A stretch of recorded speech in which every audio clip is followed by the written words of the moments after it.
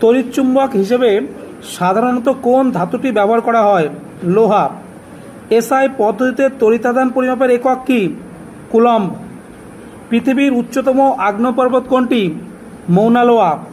পদ্মা ও যমুনার মিলিত প্রবাহ কি নামে পরিচিত? মেঘনা। সুরাট শহরটি কোন নদীর তীরে অবস্থিত? তাপ্তি। ভারতের হ্রদের শহর নামে পরিচিত কোনটি? হায়দ্রাবাদ। বায়ুর আর্দ্রতা মাপার যন্ত্রের নাম কি? হাইগ্রোমিটার। নীল বিপ্লব কথাটি জড়িত আছে কিসের সঙ্গে?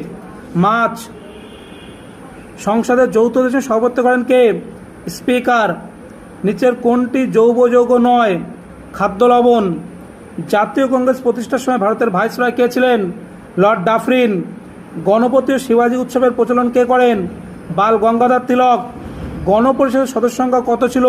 389। শ্রীরঙ্গপত্রের সন্ধি কাদের মধ্যে স্বাক্ষরিত হয়? টিপু সুলতান ও ইংরেজ।